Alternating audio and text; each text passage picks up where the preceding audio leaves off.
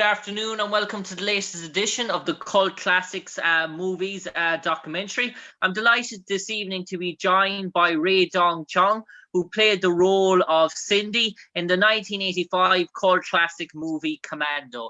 This is the movie we're featuring this week, Commando. We've already spoken to Vernon Wells and Bill Duke, and Rae Dawn Chong is the third member of that cast assembly that we're delighted to speak to. And I suppose, Rae, 1985, it's a long time ago now since you were on the set of Commando, but still, do you ever get flashpoints or memories where it almost feels like yesterday that you're talking to Arnold Schwarzenegger on the set, or are the memories so vivid even to this day? Actually, no. Okay. No. I mean, I don't really think about it that much. I mean, you guys, people like you, bring it up. And I'm delighted that you're delighted with the movie, and thank you. I'm glad I could make you happy. But no, I never think about it. I never think about her. You know, it's a whole other person.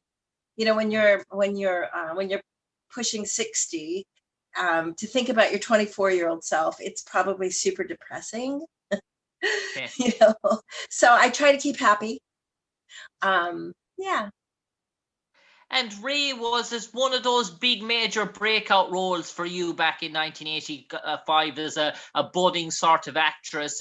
Was it the one big role that really catapulted your career for you? Yes, it was one of. Yes, for sure. Yes, it was very good. It's always good to be in a blockbuster, you know, a film that makes over $100 million. It's always good for your career. Yes. And Rae, how did the opportunity come about for you to get cast in Commando? Was it a rigorous sort of audition? Were you recommended by a talent agent? Were you scouted for the role? Or was it a fate of good fortune and unique opportunity? To be honest, the truth is it was written for a blonde white woman. Okay. The script had one particular problem. It had this one section where they had the stewardess, where she had a dildo in her bag. Okay.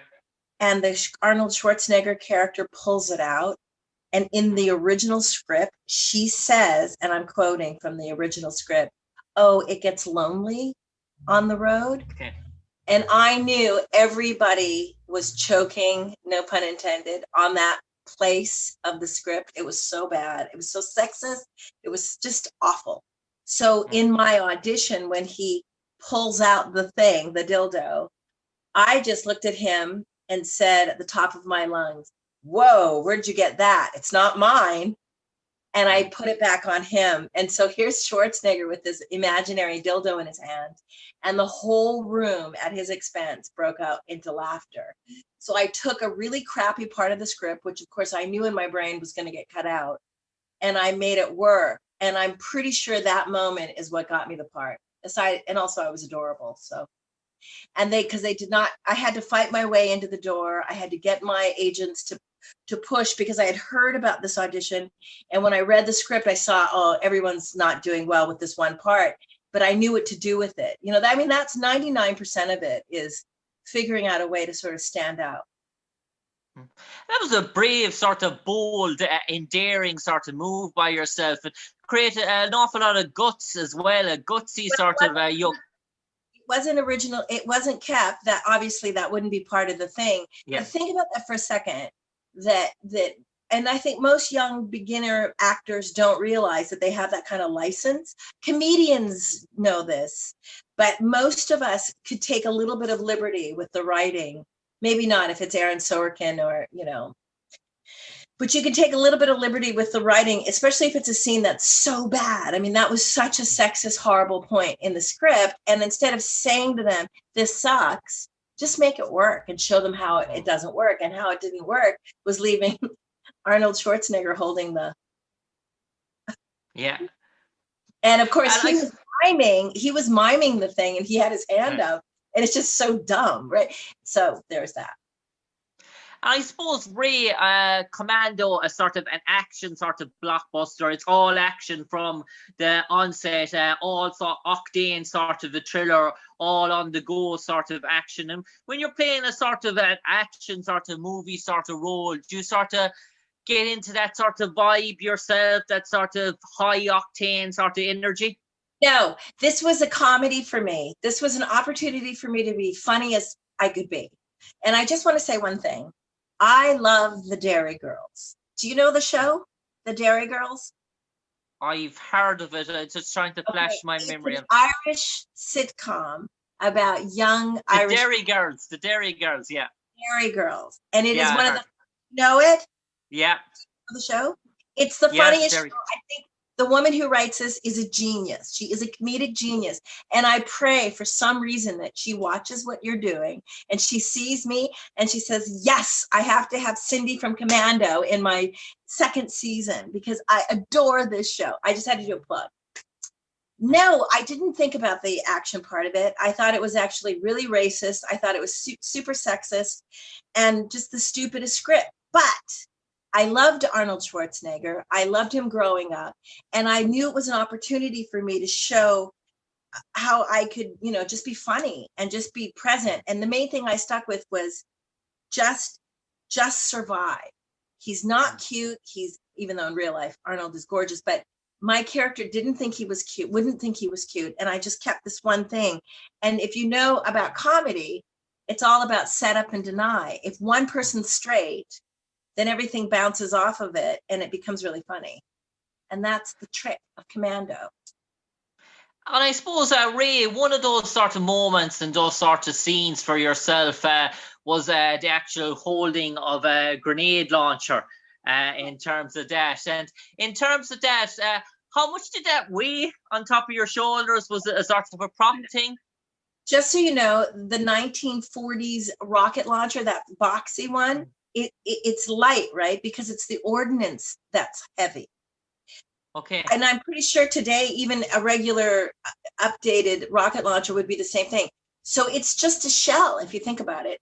It's the ordnance, it's the bomb, that's the heavy bit. So when we did the scene, they had it just shoot it or something. And I recommended, it was my idea to turn it around and shoot by mistake the guy behind me, because how would I know how to use a rocket launcher? I mean, those things they're not intuitive because they're empty holes, right? It's just a shell. So why would she immediately pick it up and shoot it perfectly? So I said, no, she wouldn't know how to shoot it. And they thought, oh, that's brilliant. So they used my idea, and I'm taking full credit for that. It's light, it's very, very light. And I suppose, Rae, one of those sort of, you almost felt like a mothering sort of figure towards John Matrix's sort of young daughter as well. That sort of touch your character's sort of soul, the sort of quest to find this rogue military's man, that he could have this sort of sensitive nature to his character, that this child was his world basically, and you wanted to discover that. I think that I thought he was just a beefcake. I think that my character looked at John and thought he was an idiot, but in a lot of ways, because he was just so monosyllabic and just this big violent guy. I don't think she was that impressed, but I do think the minute the daughter was introduced and she meets his kid, that I think that Cindy began to see him as a human being. But before then, it's just running around and jumping off of things and, you know, driving high speed in my car. I mean, I don't know that I was that impressed. And it's not, I can't imagine that it's really that fun to be kidnapped, you know, even if the guy's, you know, rocking hot. I think it would be really scary and hideous to be kidnapped. So, I mean, just realistically and it's common sense. That's what I think was happening. But I think that when they get to the seaplane and they get to the daughter and they save her, I think that Cindy starts to think, you know, maybe he's pretty cool.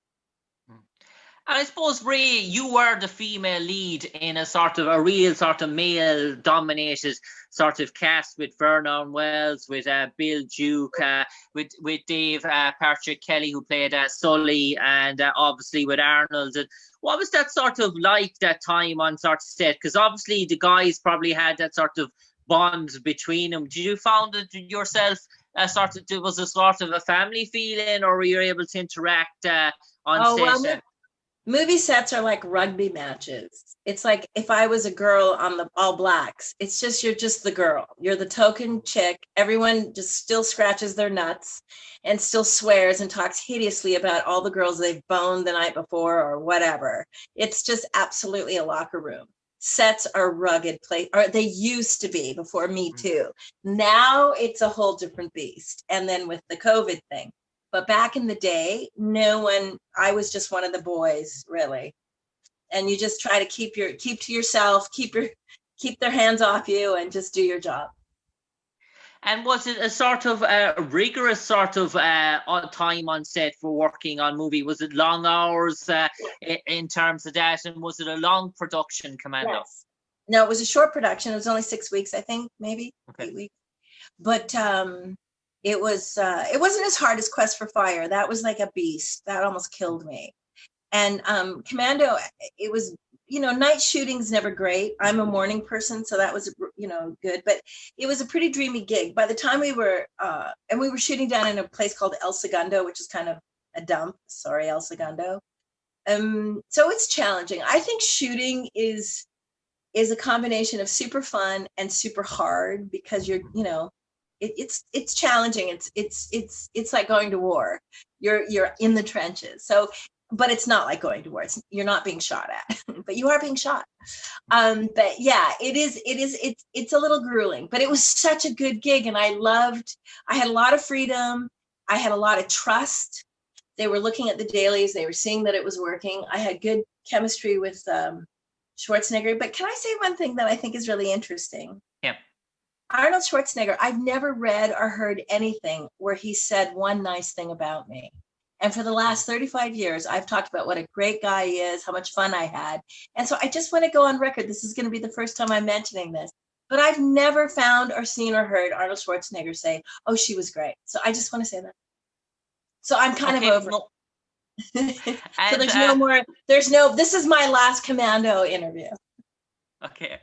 And Rae, in terms of that, in terms of 1985, being on the sort of set and producing a sort of blockbuster movie at the time, what was your sort of initial reaction when you saw the finished product in terms of that, your role in it? Were you sort of happy? Did you see that it was going to be a big success? Yeah, I thought it worked. I thought it was crispy. I thought it was super fun. I thought it was a little bit intense because he doesn't have one bruise or nick on him, but he just pulverizes like all these little brown guys. And I remember kind of worried about the fact that there was only brown people getting killed, but what can you do?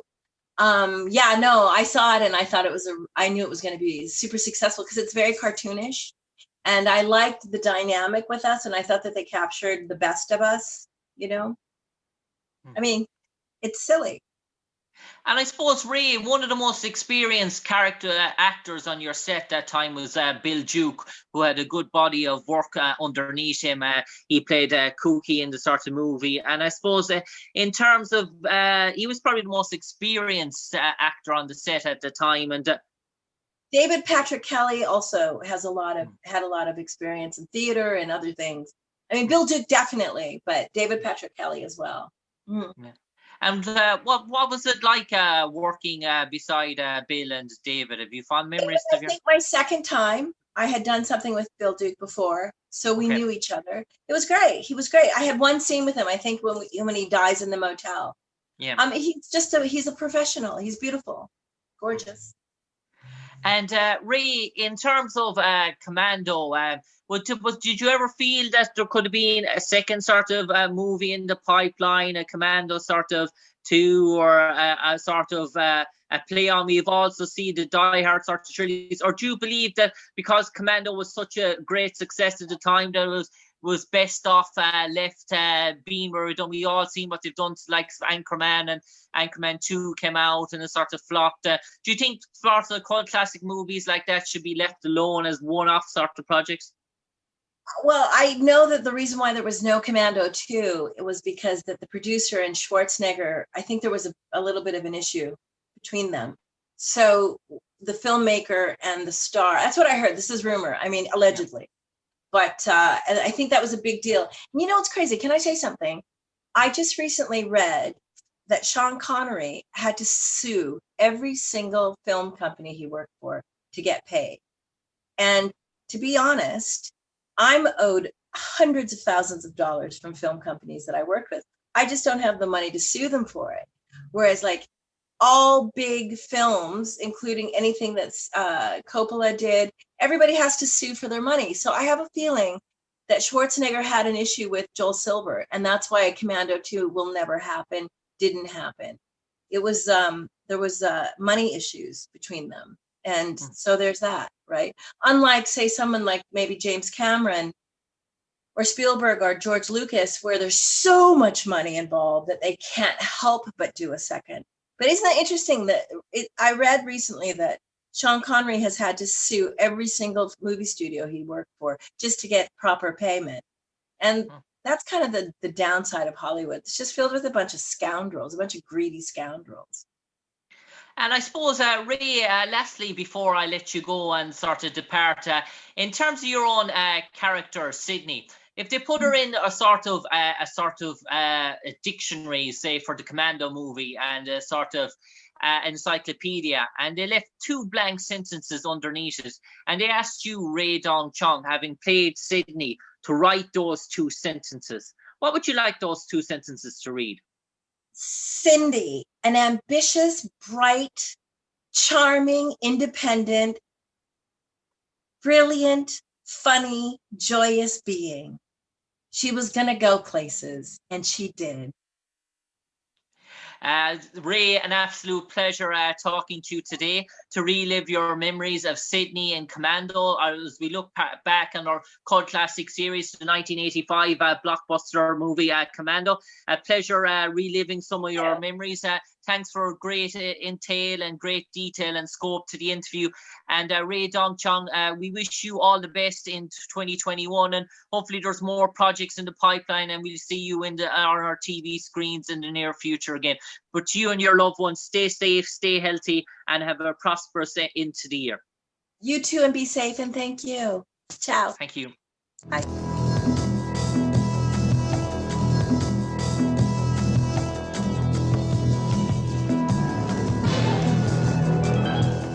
Do you think that he is going to give us any problems? He'll do exactly as he's told. Hasta luego, fellas. You're a funny guy, Sully. That's why I'm going to kill you last.